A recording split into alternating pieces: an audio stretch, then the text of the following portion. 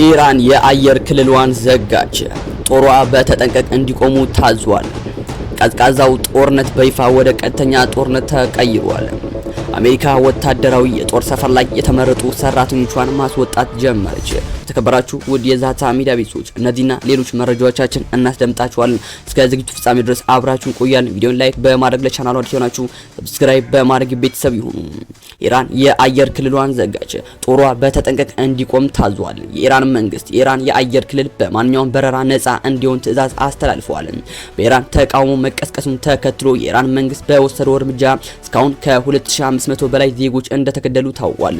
የአሜሪካ መንግስትም በጉዳዩ ላይ ጣልቃ በመግባት በኢራን ላይ ጥቃት ለመሰንዘር ማቀዷ የተዘገበ ሲሆን አሜሪካ በኢራን ዙሪያ የሚገኙ ጦር ቤዞቿን እያጠናከረችና የአየርና የምድር ጦሯን እያጓጓዘች ትገኛለች። አሜሪካና እንግሊዝ በኢራን ጥቃት ሊደርስባቸው ይችላል በሚል በመካከለኛው ምስራቅ የሚገኙ የጦር ቤዛቸውን መሳሪያ በማጓጓዝ ባዶ በማድረግ ላይ ይገኛሉ።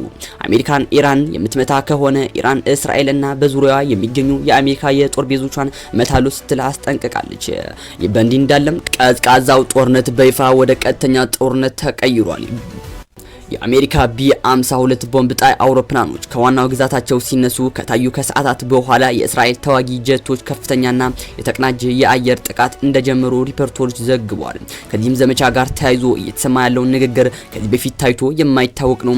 የእስራኤል አመራር ዛሬ ምሽት የኢራን የመጨረሻ ምሽት ይሆናል በማለት ይህ እርምጃ የተወሰነ የበቀል እርምጃ ወይንም በኒውክሌር ጣቢያዎች ላይ የሚደረግ ስልታዊ ጥቃት ብቻ እንዳልሆነ እያመላከተ ይገኛል።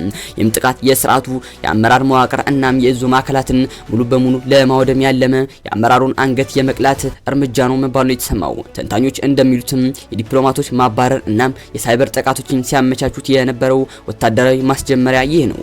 አሜሪካ ስትራቴጂካዊ የቦምብ ጥቃቱን ስትሸፍን፣ እስራኤል ደግሞ ጥቃቱን በከፍተኛ ጥንቃቄና ትክክለኛነቱን እያከናወነች ሲሆን ይህ እርምጃ እስላማዊ ሪፐብሊክን ከንጋት በፊት ለማፍረስ ታቅዶ የተደረገ የመጨረሻ የማሸነፊያ እርምጃ ይመስላል መባሉ የተሰማው።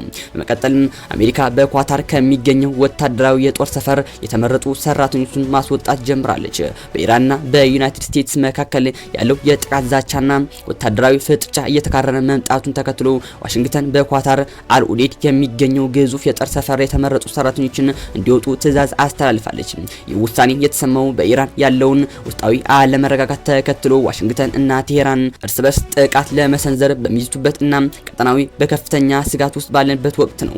እንደ ዓለም አቀፍ የዜና ምንጮች ገልጻ የአሜሪካ ባለስልጣናት እርምጃውን እንደ ጊዜያዊ የደህንነት ጥንቃቄ ቢገልጹትም በርካታ ቁልፍ ሰራተኞችን እስከ ሮብ ምሽት ድረስ ካምፑን ለቀው እንዲወጡ መመሪያ ተሰጥቷቸዋል። የኳታር መንግስትም የሰራተኞችን መውጣት ያረጋገጠ ሲሆን ሂደቱ በአካባቢው ካለው ወቅታዊ ውጥረት ጋር ተያይዞ መሆኑን ጠቁመዋል። በሌላ በኩልም ቴሄራን ማንኛውንም አይነት ጥቃት በአሜሪካ የሚሰነዘርባት ከሆነ የአሜሪካ ጦር ሰፈር የሚገኝባቸው የጎረቤት ሀገራት ኢላማ እንደምታደርግ አስጠንቅቃለች። ከ10 ሺህ በላይ ወታደሮችን የሚያስተናግደው ይህ በኳታር የሚገኘው አልኡዴድ የጦር ሰፈር ቀደም ሲል በሁለቱ ሀገራት ግጭት ወቅትም የሚሳኤል ጥቃት ተሰንዝሮበት እንደነበርም ይታወሳል። በመቀጠል ትራምፕ ዝም ለማሰኘት አውሮፓ ጦሯን ወደ ግሪንላንድ ላከች። የአሜሪካው ፕሬዝዳንት ዶናልድ ትራምፕ ግሪንላንድን እገዛለሁ የሚለው ንግግራቸውን እናም ፍላጎታቸውን ባለማቆማቸው አውሮፓውያን ወዳጅነታቸውን ወደ ጎን ትተው ጠንካራ ወታደራዊ መልእክት ለመላክ ተገደዋል። ፈረንሳይ፣ ጀርመን እናም ስዊድን ወታደሮቻቸውን ወደ ግሪንላንድ በመላክ ኦፕሬሽን አርክቲክ ኢንዱራንስ የተሰኘ መጠነ ሰፊ ወታደራዊ ልምምድን ማድረግ ጀምረዋል። ይህም ድንገተኛ እንቅስቃሴ ለዋሽንግተን የሚላክ ግልጽ መልእክት አለው። እሱም ከግቢያችን ውጡ ወይንም ይህ አካባቢ የሚሸጥ አይደለም የሚል ወታደራዊ ቋንቋ ነው ተብሏል። ነገሩ የዓለም ፖለቲካ ምን ያህል እንደተገላቢጦሽ እንደሄደ ማሳያ ነው። ከጥቂት ዓመታት በፊት የአውሮፓ አገራት አንድን የዴንማርክ ግዛትን ግሪንላንድ ከአሜሪካ የግዛት ማስፋፋትን ፍላጎት ለመከላከል ወታደራዊ ልምምድ ያደርጋሉ ብሎ ማሰብ እብደት በሆነ ነበር። ዛሬ ግን ይህ የማይታሰብ ነገር እውን ሆኗል። አውሮፓውያን ግሪንላንድን ከአሜሪካ ለመጠበቅ በሮዶ ላይ ጦራቸውን እያንቀሳቀሱም ይገኛሉ። በመቀጠልም አሜሪካ የጋዛን የሰላም እቅድ ሁለተኛ ምዕራፍ በይፋ አስጀመረች። ዩናይትድ ስቴትስ መንግስት በጋዛ ያለውን ጦርነት በዘላቂነት ለመቋጨት የነደፈው ባለ 20 ነጥብ የሰላም እቅድም ወደ ሁለተኛው ምዕራፍ ማሻገሩን አስታውቋል። የፕሬዝዳንት ዶናልድ ትራምፕ ልዩ መልእክተኛ ስቲቭ ዊትኮፍም እንደገለጹት ይህ አዲስ ምዕራፍ ትኩረቱን ከተኩስ አቋም ስምምነት ወደ ጋዛ መልሶ ግንባታ፣ የታጣቂዎች ትጥቅ መፍታት እናም አዲስ አስተዳደር አስተዳደርን መመስረትም ላይ ያደርጋል። በዚህ ምዕራፍ መሰረትም ጋዛን በጊዜያዊነት የሚያስተዳድር የጋዛ ብሔራዊ አስተዳደር ኮሚቴ የተባለ ባለሙያዎችን ስብሰባ እንደሚያቋቁም ተገልጿል። ይህ ኮሚቴም በፖለቲካዊና ወገንተኝነት ያልተጠመዱ የፊሊስጤም ምሁራንና ባለሙያዎችን ያቀፈ ሲሆን የጋዛ ህዝብ የዕለት ኑሮ መሰረታዊ አገልግሎቶችን የመምራት ኃላፊነትም ይረከባል። አሜሪካ በዚህ ሂደት ውስጥም የሐማስ ታጣቂ ቡድን ሙሉ በሙሉ ትጥቁን እንዲፈታ ጥሪ ያቀረበች ሲሆን በእጁ የሚገኘው የመጨረሻው እስረኛ በአስቸኳይ እንዲያስረክብም አሳስባለች። ይህ ካልሆነ ግን ቡድኑ ከባድ መዘዝ እንደሚጠብቀው መልእክተኛው አስጠንቅቀዋል። ለዚህም ስምምነት መሳካት ግብጽ፣ ቱርክ እና ኳታር ላደረጉት ከፍተኛ የሽምግልና ሚና አሜሪካ ምስጋናዋን ያቀረበች ሲሆን በቀጣዩ የጋዛ ከተማ መልሶ ለመገንባት ሰላም ለማስፈን ዓለም አቀፍ የጸጥታ ኃይል እንዲሰማራ ጥረት እንደሚደረግ ተመላክቷል። እስካሁንም በነበረው የመጀመሪያ ምዕራፍ አብዛኞቹ ታጋቾች መለቀቃቸውና ሰብአዊ እርዳታዎች መግባታቸው የሚታወስ ነው። ይህ በእንዲህ እንዳለ አሜሪካ ኢትዮጵያን ጨምሮ በ75 ሀገራት የቪዛ ሂደቶችን ልታቋርጥ ነው። የአሜሪካ ስቴት ዲፓርትመንት የውጭ ሀገር ዜጎች ዳይቨርሲቲ ቪዛ ዲቪን ጨምሮ ወደ አሜሪካ ሄደው በቋሚነት መኖር ሲፈልጉ የሚሰጣቸው ኢሚግሬሽን ቪዛ ሂደትን በ75 ሀገራት እንደሚቋረጥ ተገልጿል። ፎክስ ኒውስ የስቴት ዲፓርትመንትን የውስጥ ማስታወሻን ተመለከቱት ብሎ ባወጣው መረጃ እርምጃው ከፊታችን የፈረንጆች ጥር 21 26 ጀምሮ ወደ ስራ ይገባል ተብሏል። ይህ ውሳኔ በርካታ የዲቪ አሸናፊዎች ላይ አሉታዊ ተጽዕኖ ያሳድራል። የዲቪ አሸናፊዎች በዚህ ውሳኔ ምክንያት ቪዛ የማግኘት እድላቸው ችግር ውስጥ ይገባል ተብሏል። ሂደቱ ይቋረጥባቸዋል ከተባለ ሀገራት መካከልም ኢትዮጵያ፣ ግብጽ፣ ሶማሊያ፣ ኤርትራ እናም ሩሲያ፣ ሱዳን፣ ደቡብ ሱዳን ይገኙበታል። የስቴት ዲፓርትመንት ውሳኔም በመንግስት ድጋፍ ላይ ጥገኛ የሚሆኑ የውጭ ሀገር ሰዎችን ለመቀነስ ነው ተብሏል። ይህ በእንዲህ እንዳለም ስታርሊንክ በኢራን የተጣለውን የኢንተርኔት እገዳ ለመቀልበስ ግልጋሎት መስጠት ጀመረ። በኢራን እየተካሄደ ያለው መጠነ ሰፊ ተቃውሞ ተከትሎ በመንግስት የተጣለው የኢንተርኔት እገዳ ለማለፍ የስታርሊንክ የሳተላይት ኢንተርኔት አገልግሎት በሀገሪቱ ስራ መጀመሩ ተገለጸ።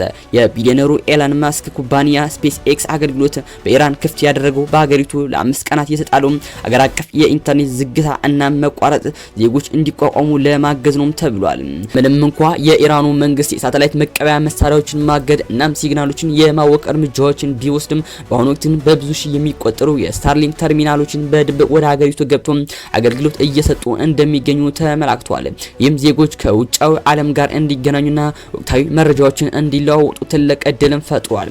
የስታርሊንክ አገልግሎት በኢራን እንዲሰራ መደረጉም ኩባንያው ቀደም ሲል በዩክሬንና መሰል ቀውሶች በነበሩባቸው አካባቢዎች ካከናወናቸው ተግባር ጋር ተመሳሳይ ነው።